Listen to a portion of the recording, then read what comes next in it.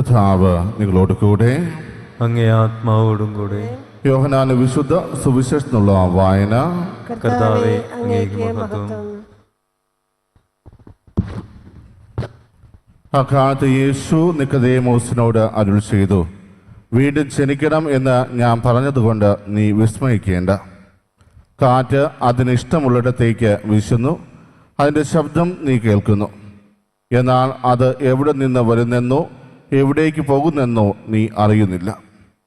ഇതുപോലെയാണ് ആത്മാവിൽ നിന്ന് ജനിക്കുന്ന ഏവനും. ഇതെല്ലാം എങ്ങനെ സംഭവിക്കും എന്ന് നിക്കോദേമോസ് ചോദിച്ചു. യേശു പറഞ്ഞു, നീ ഇസ്രായേലിലെ ഗുരുവല്ലേ, എന്നിട്ടും ഇക്കാര്യമൊന്നും മനസ്സിലാകുന്നില്ലേ? സത്യം സത്യമായി ഞാൻ നിന്നോട് പറയുന്നു, ഞങ്ങൾ അറിയുന്നവയെപ്പറ്റി സംസാരിക്കുന്നു, കണ്ടവയെപ്പറ്റി സാക്ഷ്യപ്പെടുത്തുന്നു, എന്നിട്ടും ഞങ്ങളുടെ സാക്ഷ്യം നിങ്ങൾ സ്വീകരിക്കുന്നില്ല. ഭൗമിക കാര്യങ്ങളെപ്പറ്റി ഞാൻ പറഞ്ഞത് നിങ്ങൾ വിശ്വസിക്കുന്നില്ലെങ്കിൽ സ്വർഗീയ കാര്യങ്ങൾ പറഞ്ഞാൽ എങ്ങനെ വിശ്വസിക്കും? സ്വർഗത്തിൽ നിന്നിറങ്ങി വന്ന മനുഷ്യപുത്രനല്ലാതെ മറ്റാരും ഇതുവരെ സ്വർഗത്തിൽ കയറിയിട്ടില്ല. മോശ മരുഭൂമിയിൽ സർപ്പത്തെ ഉയർത്തിയതുപോലെ തന്നിൽ വിശ്വസിക്കുന്നവന് നിത്യജീവൻ ഉണ്ടാകേണ്ടതിന് മനുഷ്യപുത്രനും ഉയർത്തപ്പെടേണ്ടിയിരിക്കുന്നു. തന്നിൽ വിശ്വസിക്കുന്നവന് നിത്യജീവൻ ഉണ്ടാകേണ്ടതിന് മനുഷ്യപുത്രനും ഉയർത്തപ്പെടേണ്ടിയിരിക്കുന്നു. കർത്താവിന്റെ സുവിശേഷം. ക്രിസ്തുവേ, അങ്ങേക്ക് സ്തുതി.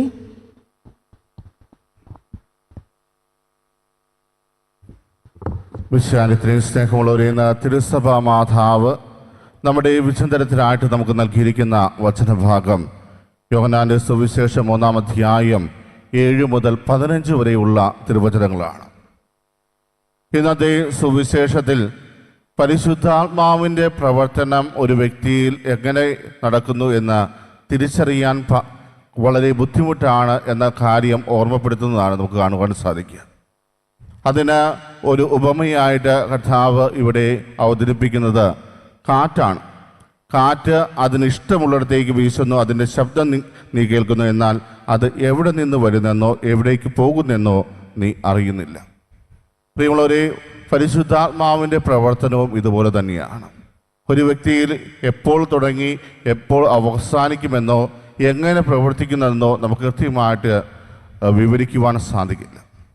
അതുപോലെ തന്നെ ഇന്നത്തെ സുവിശേഷത്തിൻ്റെ അവസാന ഭാഗത്ത് പഴയ നിയമത്തിലെ ഒരു സംഭവം എടുത്തു കാണിച്ചുകൊണ്ടാണ് കർത്താവ് എപ്രകാരമാണ് മനുഷ്യപുത്രൻ വഴി മഹത്വപ്പെടാൻ പോകുന്നത് എന്ന് സൂചിപ്പിക്കുക.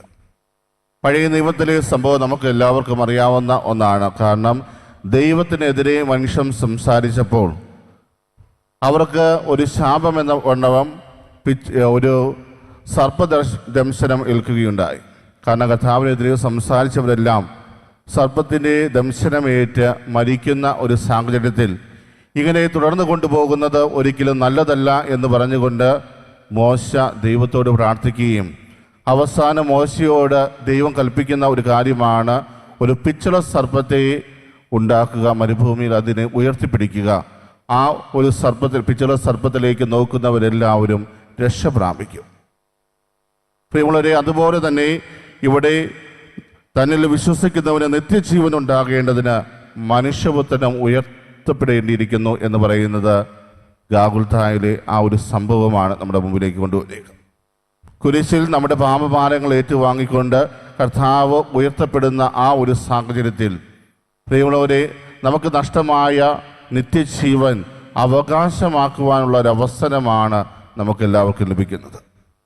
കാരണം മരുഭൂമിയിൽ വെച്ച് ഈ ജീവൻ തിരിച്ച് കിട്ടിയവർക്കെല്ലാം അത് വളരെ നൈമിഷികമായ ഒന്നായിരുന്നു. കാരണം ശാശ്വതമായ ഒരു പരിഹാരം അവിടെ അവർക്ക് ലഭിക്കുന്നില്ല. എന്നാൽ ശാശ്വതമായ ഒരു പരിഹാരം എവിടെയാണ് അവർക്ക് ലഭിക്കുക? അത് പുതിയ നിയമത്തിൽ യേശു ഗാഗുൽത്തായിൽ ആ കുരിശ് ഉയർത്തപ്പെടുന്ന ഒരു സാഹചര്യമാണ്. അതുപോലെ തന്നെ ഇത് പെസഹ രഹസ്യത്തിലെ 3 ഉയർത്തപ്പെടലിനെ കുറിച്ചും സൂചിപ്പിക്കുന്നുണ്ട്. ഒന്നാമതായി കാൽവരി മലയിൽ കർത്താവ് കുരിശിൽ ഉയർത്തപ്പെടുന്ന ആ ഒരു സംഭവം, അതുപോലെ തന്നെ കല്ലറിൽ നിന്ന് ഉയർത്തപ്പെടുന്ന ആ ഒരു സംഭവം, മൂന്നാമതായി ഭൂമിയിൽ നിന്ന് സ്വർഗത്തിലേക്ക് ഉയർത്തപ്പെടുന്ന ആ ഒരു സംഭവം. ഈ 3 സംഭവങ്ങളും നമ്മളെ സൂചിപ്പിക്കുന്ന കാര്യം എന്താണ്? നമുക്ക് നിത്യജീവൻ ഉണ്ടാകണമെങ്കിൽ നമ്മൾ ആരിലേക്കാണ് ശ്രദ്ധ പതിപ്പിക്കേണ്ടത്? ഇവിടെ മരുഭൂമിയിൽ ആ പിച്ചള സർപ്പത്തെ ഉയർത്തിയപ്പോൾ അതിലേക്ക് നോക്കിയ അവർ രക്ഷ പ്രാപിച്ചു, അല്ലെങ്കിൽ അവർക്ക് ജീവൻ തിരികെ ലഭിച്ചു. അതുപോലെ കുരിശിൽ ഉയർത്തപ്പെട്ട കർത്താവിലേക്ക് നമ്മൾ നോക്കുമ്പോൾ നമുക്ക് നഷ്ടമായ നിത്യജീവൻ അവകാശമാക്കുവാൻ നമുക്ക് സാധിക്കും. കുരിശിലാണ് രക്ഷ എന്ന് നമ്മൾ പറയുമ്പോൾ ആ കുരിശിലേക്ക് നോക്കുവാൻ നമ്മൾ തയ്യാറാക്കുന്നുണ്ട്. ഇന്ന് നമ്മുടെ ജീവിതത്തിലെ പല സാഹചര്യങ്ങളും നമ്മളെ കുരിശിലേക്ക് നിന്ന് പിൻവലിപ്പിക്കുന്ന ഒന്നാണ്. പലർക്കും നിരാശയുണ്ടാകാം, പലരും ഒത്തിരിയേറെ നഷ്ടബോധത്തോടെ ജീവിക്കുന്നവരുണ്ടാകാം, പലപ്പോഴും പരീക്ഷ എഴുതിയിട്ട് കിട്ടാത്ത വിഷമത്തിൽ കഴിയുന്ന ഒത്തിരിയേറെ ആളുകൾ നമ്മുടെ ചുറ്റുപാടുമുണ്ടാകാം. അവരെല്ലാവരും മറന്നു പോകുന്ന ഒരു കാര്യമാണ് കുരിശിലേക്ക് നോക്കേണ്ട ഒരു വ്യക്തിയാണ് നീ എന്ന്.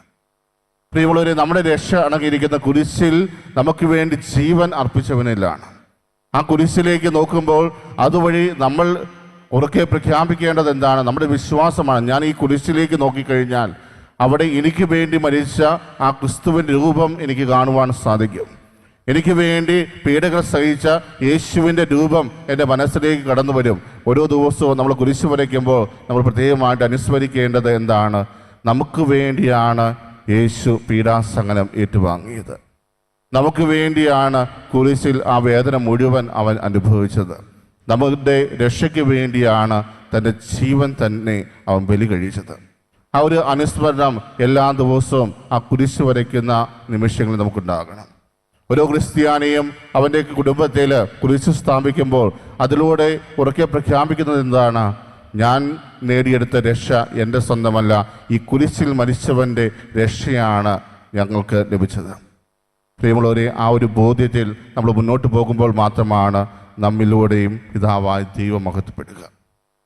ഇവിടെ തന്നിൽ വിശ്വസിക്കുന്നവർ നിത്യജീവൻ ഉണ്ടാകേണ്ടതിന് മനുഷ്യപുത്രനും ഉയർത്തപ്പെടേണ്ടിയിരിക്കുന്നു എന്ന് ഉറക്കെ പ്രഖ്യാപിക്കുമ്പോൾ യേശുവിന് അറിയാമായിരുന്നു തൻ്റെ ജീവിതത്തിൻ്റെ തുടക്കത്തിൽ തന്നെയാണ് നിക്കോദേമോസിനോട് യേശു ഇപ്രകാരം പറയുക. തൻ്റെ ജീവിതം ആ കുരിശ് ഉയർത്തപ്പെടേണ്ട ആ ഒരു നിമിഷത്തിന് വേണ്ടിയുള്ളതാണ് എന്ന പൂർണ്ണമായ തിരിച്ചറിവ് യേശുവിനുണ്ടായിരുന്നു. അതുകൊണ്ട് തന്നെ തൻ്റെ ജീവിതത്തെ മുന്നോട്ട് നയിക്കുമ്പോഴും അത് മുന്നിൽ കണ്ടുകൊണ്ടാണ് അവിടുന്ന് ജീവിച്ചത്.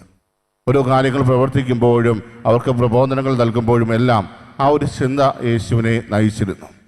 പ്രിയമുള്ളവരെ, നമ്മുടെ ജീവിതത്തിലും ഒരു ഉയർച്ചയുണ്ട്. ആ ഉയർച്ച കുരിശിലാണ് എന്ന ബോധ്യം നമുക്കുണ്ടെങ്കിൽ മറ്റ് തെറ്റായ മാർഗങ്ങളെല്ലാം ഉപേക്ഷിച്ച് രക്ഷയുടെ മാർഗം സ്വീകരിക്കുവാൻ നമ്മൾ തയ്യാറാക്കും. ആ രക്ഷയുടെ മാർഗം തീർച്ചയായും നമ്മളെ ദൈവത്തിലേക്ക് ഉയർത്തുന്ന ഒന്നായിരിക്കും. ആ ഒരു കൃപയ്ക്ക് വേണ്ടി ഇന്നത്തെ ദൈവബലിയിൽ നമുക്ക് ആത്മാർത്ഥമായിട്ട് പ്രാർത്ഥിക്കാം. സർവശക്തനായ ദൈവം നമ്മെ ഓരോരുത്തരെയും സമൃദ്ധമായിട്ട് അനുഗ്രഹിക്കട്ടെ. ആമേൻ.